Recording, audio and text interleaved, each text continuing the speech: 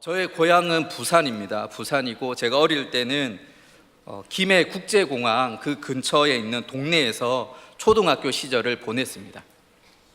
그 당시에는 이제 콜택시가 이렇게 많이 있었는데, 이 콜택시가 공항 안으로 들어가려면 손님을 태워야지만 이렇게 들어갈 수 있었습니다.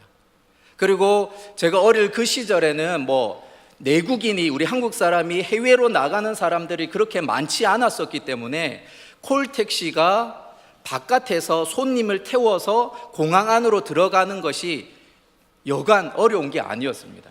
그래서 이 택시 기사들이 이렇게 아이디어를 낸 게 뭐냐면, 그 공항 근처에 사는 그 아이들을 한두 명 이렇게 빈자리에 태워가지고 공항 안으로 들어가는 겁니다. 그리고 이제 그렇게 타게 된 아이들은 그냥 택시 타는 게 좋으니까, 재밌으니까, 그 당시에는 차가 그렇게 지금처럼 이렇게 거의 개인당, 가정당 하나씩, 한 대씩 있는 시절이 아니니까 차 타는 재미로 택시를 타기도 하고, 또 공항 안으로 들어가 보면 그 전에 보지 못하였던 여러 가지 것들을 볼 수가 있으니까 그 동네에 살던 많은 아이들이 그렇게 택시 타고 공항으로 들어갔다가 또 재수가 좋으면, 그 택시 아저씨가 정말 기분이 좋으면은 그 아이들에게 동전도 몇 푼 이렇게 주기도 했습니다. 그 아이들 중에 한 명이 저였습니다. 그리고 그 동전을 받으면 얼마나 좋은지, 이렇게 공항에서 집까지 걸어오려면 1시간 넘는 거리였거든요. 그런데 그 동전 가지고 구멍가게 둘러가지고, 예전에는 그 땅콩 캐러멜이 이렇게 그 비닐에 이렇게 줄기 이렇게 그렇게 붙어가지고 파는 땅콩 캐러멜이 있었습니다. 그게 얼마나 맛있었는지, 지금 생각해보면 땅콩 몇 개 안 들어간 것 같은데 그게 정말 맛있더라고요. 그래가지고 시간이 나면 아이들하고 친구들하고 그렇게 택시 타고 그렇게 들어갔다가 이렇게 걸어 나오고 공항 구경하고 차 타는 거 한번 또 이렇게 타보고 그러는 시절이 있었는데, 그때 지나갈 때 이렇게 공항 앞에 보니까 무슨 영어 글씨가 이렇게 있었던 거예요. 어릴 때는 제가 영어를 몰랐으니까, 중학교 가서 영어를 배웠으니까, 나중에 커서 보니까 그 글자가 뭐냐면 Welcome to Korea, Welcome to 부산, 이렇게 되어져 있더라고요. 제가 그때 어린 시절이 한창 86 아시안 게임, 88 올림픽 게임 유치하고 외국인들을 계속해서 한국으로 이렇게 초청을 하면서 대한민국이 어떤 곳인지, 우리나라가 어떤 곳인지 이렇게 소개하던 그런 시절이었습니다. 그래서 공항에만 웰컴 투 코리아만 있는 것이 아니라 주요 도시 중요한 곳곳마다 웰컴 투 코리아, 웰컴 투 코리아 이렇게 그 문구들이 쓰여져 있었습니다. 지금이야 한국이 세계적으로 널리 알려져 있지만, 그 당시에는 한국이 어디에 붙어 있는지 그냥 중국의 한 그런 속국처럼 이렇게 여기는 외국인들도 있었고, 그냥 일본에 붙어 있는 어떤 나라라고 그렇게 생각할 정도로 정말 보잘것없는 나라가 바로 대한민국이었습니다. 그런데 그런 상황에서 이 아시안 게임, 올림픽을 유치하면서 대한민국을 계속해서 홍보하게 되어졌고, 외국인들을 계속해서 유치하면서 웰컴 투 코리아, 웰컴 투 코리아, 그렇게 그들을 환영하고 환대하는 그런 모습들이 있었다는 거죠. 그런데 사실 우리나라가 어떤 이벤트 때문에 외국인들을 초대하고 환영하는 것, 그것이 아니라 우리나라 기본적인 문화가 어떠냐면, 우리의 이웃, 우리가 잘 알지 못하는 나그네들, 이방인들에 대하여서 환영하고 그들을 섬기는 문화가 자연스럽게 있었습니다. 그래서 우리가 사극을 한번 보면 길 가던 나그네가 뜬금없이 어떤 저택 앞에서 문을 두드리면서 이리 오너라 그러잖아요. 그렇게 이리 오너라 하면은 한참 자던 그런 하인이 이렇게 쫄래쫄래 뛰어오면서 무슨 일로 왔냐고, 그럴 때 내가 요 집에서 하룻밤 묵고 가야 되겠다, 자고 가야 되겠다, 그럴 때 하인이 어떻게 하냐고, 하인이 거기에서 쫓아나는 것이 아니라 다시 쫄래쫄래 가가지고 주인 마님한테 길 가던 나그네가 하룻밤 자고 싶다 하는데 어떻게 할까요? 그래 물어요.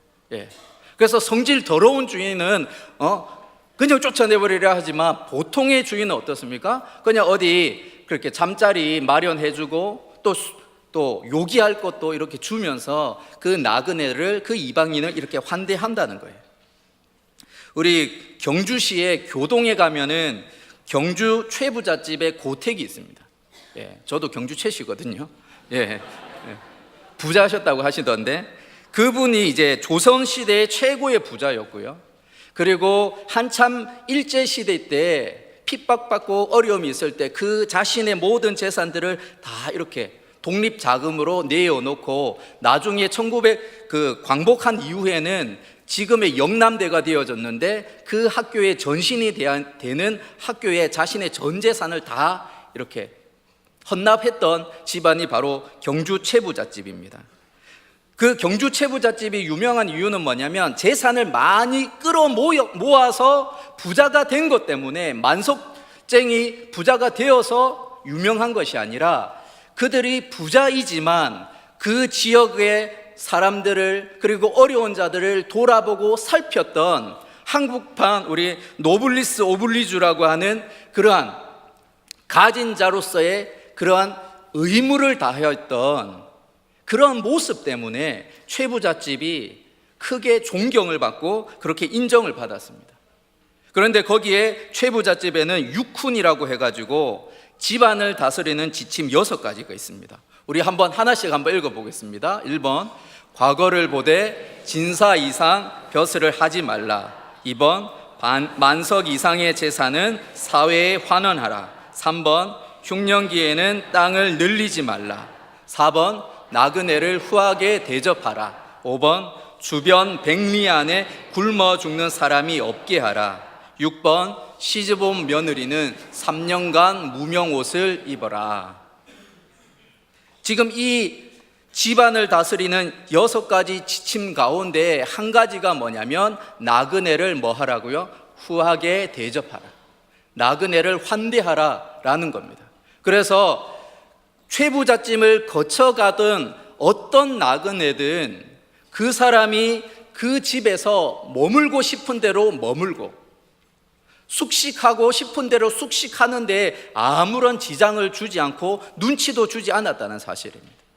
하루 이틀이 아니라 한 달, 2달을 넘어가더라도 그 사람이 머무를 때 그를 충분하게 이렇게 대접하고 섬겼던 집안이 최부잣집이었던 겁니다.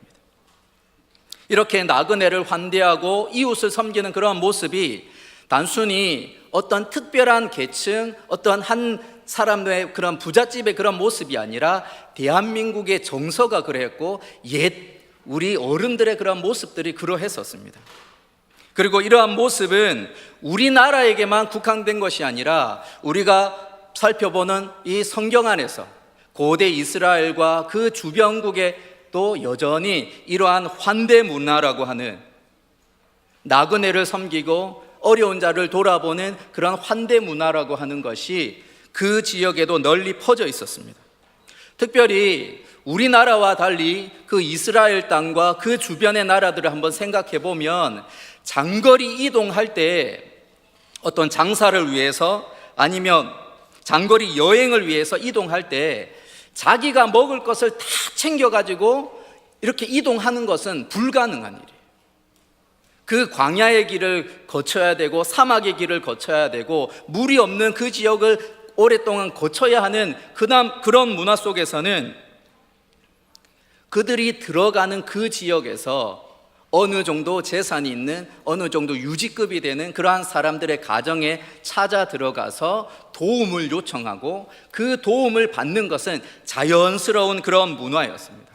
그래서 나그네를 잘 환대하느냐, 나그네를 잘 영접해서 후하게 대접하느냐, 그렇지 않느냐에 따라서 그 동네의 명성이 달려 있고 그 집안에 그런 평판이 달려 있었습니다. 그래서 나그네를 잘 환대하는 성읍들은, 그리고 그러한 가정들은 좋은 평판이 따르고, 그리고 주변의 이웃들, 그 이웃 지역과 좋은 관계를 맺을 수가 있었습니다.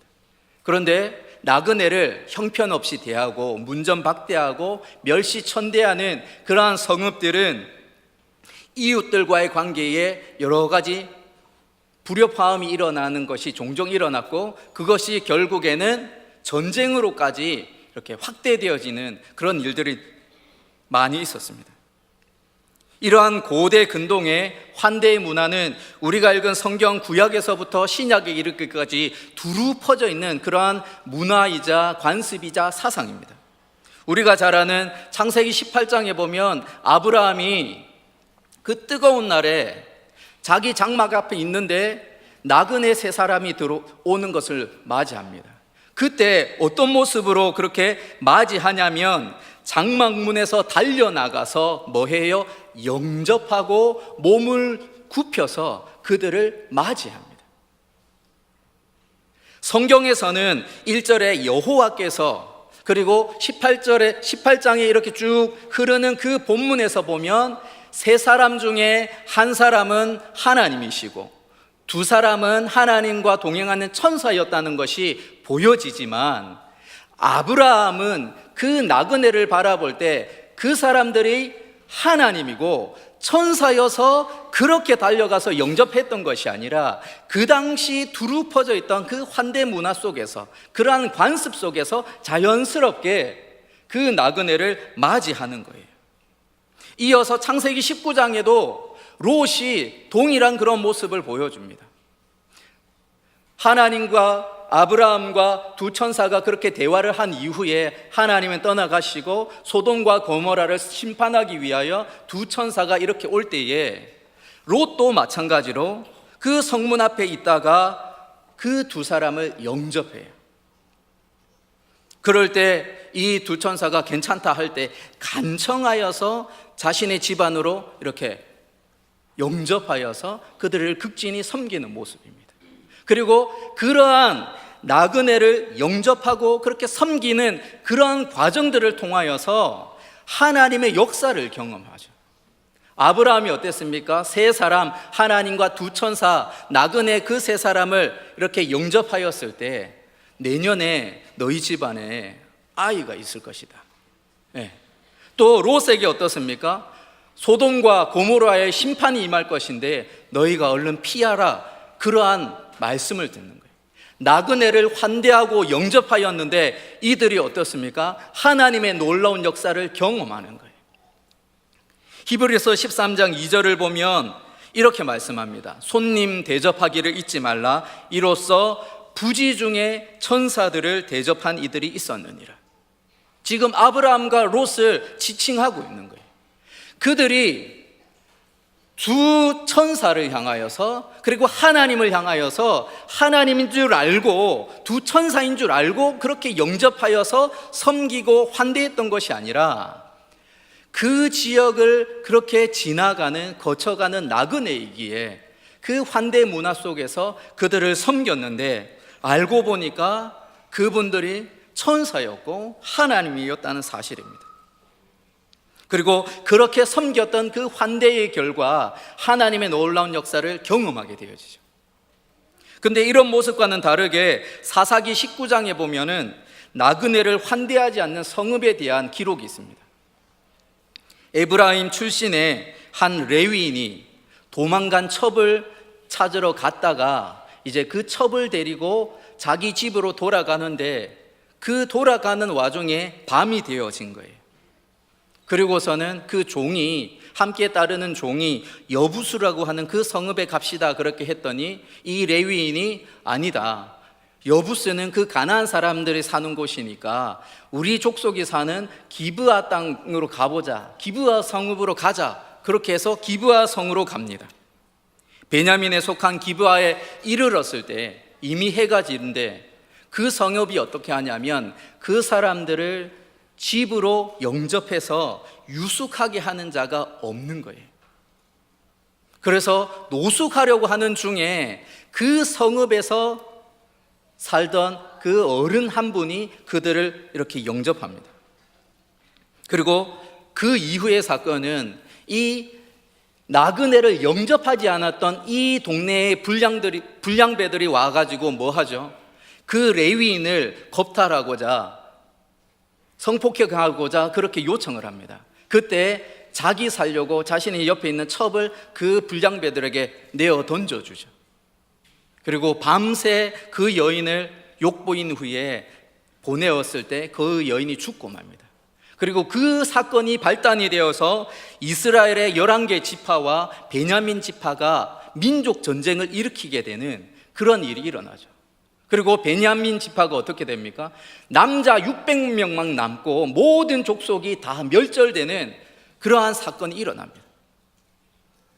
나그네를 영접하지 아니하는, 환대하지 않은 그 모습 자체가 뭐냐면 기브아 성이 얼마나 악한 성읍인지, 타락한 성읍인지를 분명하게 보여주는 거예요. 사무엘상 25장에 보면 또 이런 사건이 있습니다. 다윗과 나발의 사건인데, 이 나발은 어떤 사람이냐면 심히 부자예요, 부자. 그런데 그 사람에 대해서 평가를 할 때 완고하고 행실이 어떻다고요? 악한 사람이에요.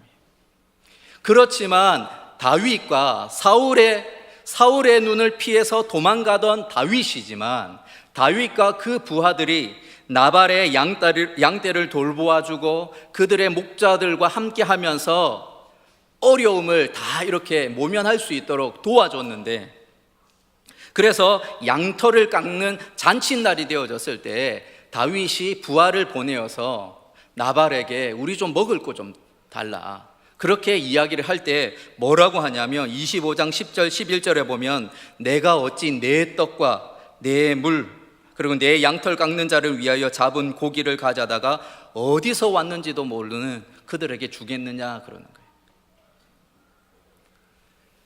거예요. 어디서 왔는지 몰라도 나그네를 극진히 섬기고 환대하는 것이 그 지역의 문화이고 관습인데, 이 사람은 어때요?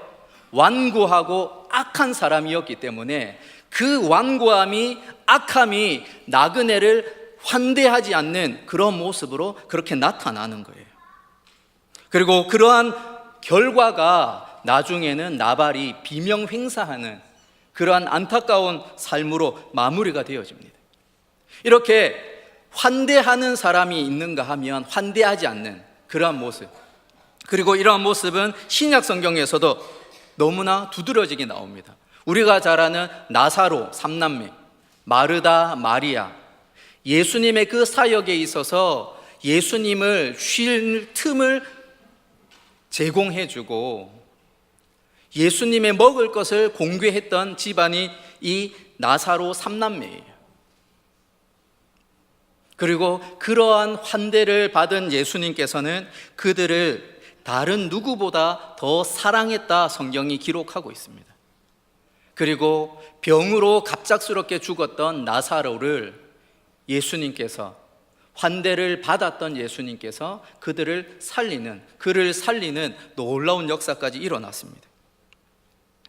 누가복음 19장에 보면 삭개오 사건이 나옵니다. 삭개오도 예수님께서 너희 집에 들어가야 되겠다 할 때에 기쁜 마음으로 달려와 가지고 예수님 어서 오십시오, 어서 오십시오 영접하면서 예수님을 환대합니다. 세리장이었고 부자였던 이 삭개오, 돈밖에 모르던 삭개오였는데 예수님을 만나면서 그 인생이 바뀌어져요. 그러면서 내 재산의 절반 가난한 사람들에게 주겠습니다. 내가 나쁜 짓 해서 속여 빼앗은 일 있으면 네 갑절로 이렇게 갚겠습니다. 돈밖에 모르던 그 인생이었는데 예수님 만나면서 그 인생이 바뀌어져 버렸어요. 예수님을 영접하고 환대하여 이제는 하나님 나라의 백성으로 그렇게 바뀌어져 버린 겁니다. 사도행전 16장에도 그런 사건이 나옵니다. 자색 옷감 장사 루디아가 사도 바울을 만났을 때에 그 바울이 전하는 그 말씀을 듣고 세례를 받고 뭐 하냐면 사도 바울과 그 일행들을 영접해요. 환대합니다.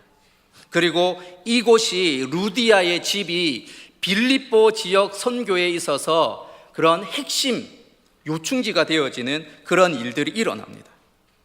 이렇게 신구약을 통틀어서 환대의 문화는 그 주변 그 사람들의 삶에 전반적으로 드러나는 그런 모습인데, 문제는 우리가 오늘 읽은 성경 본문에 그 문제점이 나타나요. 우리 9절에서 11절의 말씀 우리 한번 같이 읽어보겠습니다. 참 빛 곧 세상에 와서 각 사람에게 비추는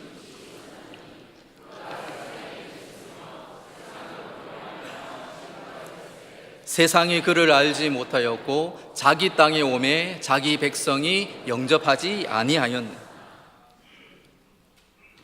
지금 예수님을 향하여서 요한복음을 보면 말씀으로 이렇게 묘사하기도 하고, 그리고 참 빛으로 이렇게 예수님을 묘사합니다.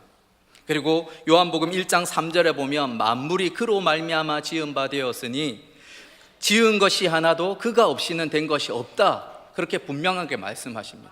그래서 10절에서 예수님이, 참빛이신 예수님이 세상에 계셨다. 왜? 창조가 바로 예수님을 통해서, 세상의 시작이 예수님을 통해서 시작되어졌기 때문에 세상에 예수님이 계셨다, 예수님으로 말미암아서 창조되어졌다, 그렇게 말씀하고 있는 거예요. 그러니까 세상의 주인이 누구죠? 예수님이에요.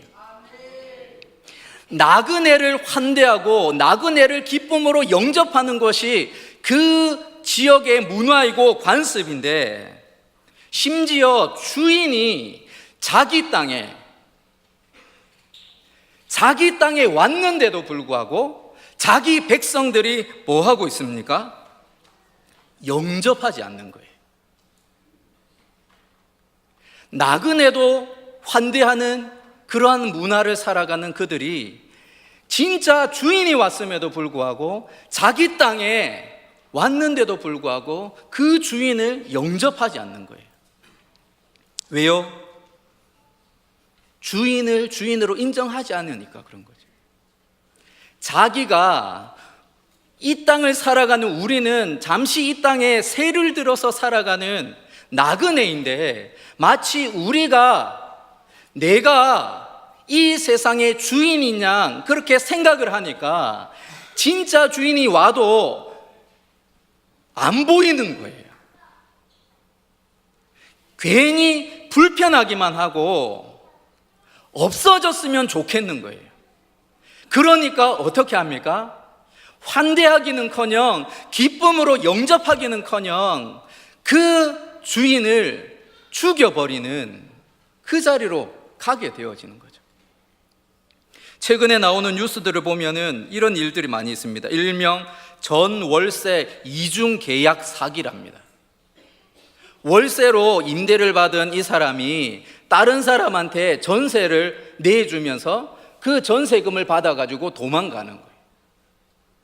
자기가 주인이 아니라, 자기도 월세로 단기 임대했는데 마치 자기가 주인인 양 행세하면서 다른 사람들의 돈을 더 이렇게 사기쳐가지고 가져가는 그 사건이 일어난다는 겁니다. 지금 진짜 주인이신 예수님이 이 땅에 오셨는데도 불구하고 이 가짜 주인들이 전월세 이중계약 사기치는 것처럼 그렇게 진짜 주인을 모른 채 해버리고 영접하지 아니하고 무시해버리고 결국에는 십자가로 몰아가는 그러한 모습입니다. 가짜 주인은 어떻게 됩니까? 진짜 주인이 오면 쫓겨나요.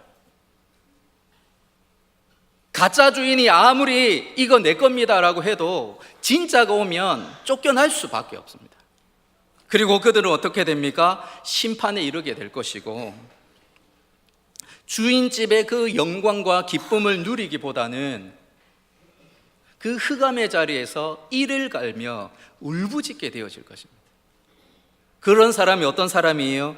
내 주인 대신 이 세상의 주인이신 예수님을 환대하지 않은 사람, 기쁨으로 맞이하지 않는 사람, 그 사람들의 결과가 그렇게 되어질 것입니다. 그런데 12절에 어떻게 말씀하고 있습니까? 우리 12절 말씀 한번 같이 읽어보겠습니다. 영접하는 자, 곧 그 이름을 믿는 자들에게는 하나님의 자녀가 되는 권세를 주셨으니, 기쁨으로 그 주인을 맞이하는 거예요. 두 손 벌려 그 하나님을, 그 주님을 맞이하는 겁니다. 그것이 영접의 개념이에요. 그렇게 영접하는 자에게 하나님의 자녀가 되는 권세를 주셨다. 하나님 나라의 그 기쁨과 즐거움을 진짜 주인과 함께 누릴 수 있도록, 그 특권을 주셨다라고 말씀하고 있습니다. 삭개오가 자신의 집에 찾아오는 예수님을 기쁨으로 맞이하였던 것처럼 이 땅의 주인으로 오신 예수님을 우리가 기쁨으로 영접하고 영어로 웰컴, 환영할 때에 그 주님께서 누리는 그 하나님의 기쁨과 즐거움이 바로 우리의 것이 되어진다는 사실입니다. 요한계시록 3장 20절을 보면 볼지어다 내가 문 밖에 서서 두드리노니 누구든지 내 음성을 듣고 문을 열면 내가 그에게로 들어가 그와 더불어 먹고 그는 나와 더불어 먹으리라. 이게 예수 믿는다는 의미이고 영접한다는 의미이고 그 주인을 기쁨으로 환대한다는 의미입니다. 이 땅에 오신 진짜 주인이신 예수님께서 이 땅에 오셔서 우리에게 생명을 주셨고 하나님 나라의 그 영원한 평안과 기쁨, 그리고 세상이 바꿀 수 없는, 세상이 도무지 복사할 수 없는 그 행복을 우리에게 주십니다. 혹시 이 자리에 이 세상의 주인이 되신 예수님을 아직도 내 마음에 기쁨으로 영접하지 못하신 분들이 있다면 기쁨으로 우리 주님을, 우리 주인이신 예수님을 맞이하시기 바랍니다. 그분은 우리의 등골을 뽑아먹는 그러한 사채업자도 아니고 우리를 무자비하게 다스리는 폭군도 아닙니다. 우리의 주인 되신 예수님은 우리를 너무나 사랑하셔서 자신의 생명까지 아낌없이 내어놓으시는 그 주인이십니다. 그리고 그 주인께 내 삶을 오픈하고 내어놓기 시작할 때 그분이 누리는 하나님 나라의 영광과 기쁨과 평안과 행복이 우리의 것이 되어져서 우리 또한 그분과 함께 살아가는 놀라운 인생이 되어질 것입니다. 그리고 이미 예수님을 나의 구주로 영접하신 분들은 예수님과 더욱 함께 동행하는 삶을 살아가기를 주님의 이름으로 축원드립니다. 예수님께서 내 인생에 핸들을 쥐고 계셔서 이끌어 가시도록, 한 치 앞도 모르는 내가 내 인생의 핸들을 쥐고 가는 것이 아니라 내 주인이시라면, 나를 가장 잘 아시는 그 주인이시라면 그분께 드려서 하나님 내 인생을 이끌어 가 주십시오. 내 삶을 인도해 주십시오. 그래서 요한계시록 3장 20절의 그 말씀처럼 그 주님과 더불어 먹고 마시며 하나님 나라를 누리기를 바랍니다. 그리고 예수님의 마음으로 우리의 이웃들을 환대하는 저와 여러분이 되기를 소원합니다. 신약 성경을 보면 많은 곳에서 손님 대접하기를 잊지 마라, 손 대접하기를 힘쓰라, 이렇게 말씀하고 있습니다. 손님 대접한다, 손 대접한다는 이 말이 영접한다는 말하고 동일한 말이에요. 왜?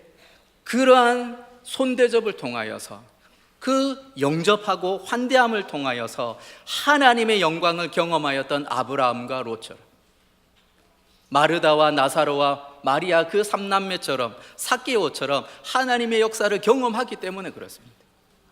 섬길 때에 베풀고 그들을 영접해서 맞이할 때에 그것이 때로는 손해보는 것처럼 보여질 수도 있습니다. 그런데 하나님께서는 그걸 통하여서 하나님의 역사를 이루어 가십니다. 저와 여러분이 정말 예수님을 기쁨으로 맞이한, 영접한 믿음의 사람이라고 한다면 주님과 함께 동행하며 살아가고 정말 우리 이웃들에게 예수님의 마음으로 그들을 섬김으로 말미암아 그들을 주님께로 인도하기를 소원합니다. 제가 최근에 읽은 책 중에 뜻밖의 회심이라는 책이 있었습니다. 이 책은 로자리아 버터필드라고 하는 사모님이 기록한 책인데, 이분이 원래는 기독교와 교회를 경멸하던 레즈비언 영문학자였습니다. 페미니스트 운동의 선봉에 서서 운동하고 있었고 그 동성애자 파트너와 같이 생활하던 그러한 석좌 교수였던 사람이 바로 이 로자리아 사모님이신데, 이분이 어느 날 여러 가지 상황들이 있었는데 그 지역 교회에 있는 켄 스미스라고 하는 목사님과 그 사모님의 환대를 받게 되어집니다. 교회에 오세요라고 한 게 아니고 당신 죄인이요 이렇게 한 것이 아니라 그저 집으로 초청해서 따뜻한 식사를 제공한 거예요. 교회를 향하여 경멸적인 시선을 가지고 있던 이 로자리아가 어떻게 예수를 만나게 되어졌냐면 그를 기쁨으로 환대해주는 이 목사님 부부의 섬김 때문에 그랬습니다. 그 작은 저녁 식사, 그렇지만 어느 곳에서 경험하지 못했던 그 따뜻한 저녁 식사가 교회를 향하여서, 기독교를 향하여서 적대적이었던 이 여인의 마음을 바꾸었습니다. 그리고 그 이후에 많은 여러 가지 그런 과정 속에서 예수님을 만났고 그의 삶을 모두 다 내려놓고 회개하였고 하나님의 자녀로 이 땅을 살아가고 있습니다. 지금은 결혼하여서 어느 목사님의 사모님이 되어져서 자신과 같이 어리석은 삶을 살았던 그들에게 정말 진리 대신 예수 그리스도를 전하는 삶을 살아가고 있습니다. 이 로자리아 사모님이 바뀔 수 있었던 건 따뜻한 저녁 식사 한 끼였습니다.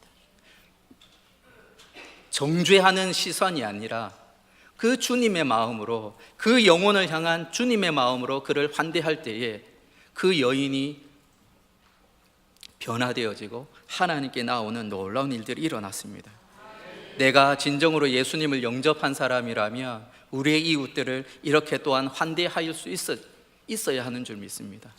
그리고 그 작은 섬김이 그 대상을 향한 하나님의 놀라운 역사의 출발점이 될 줄 믿습니다.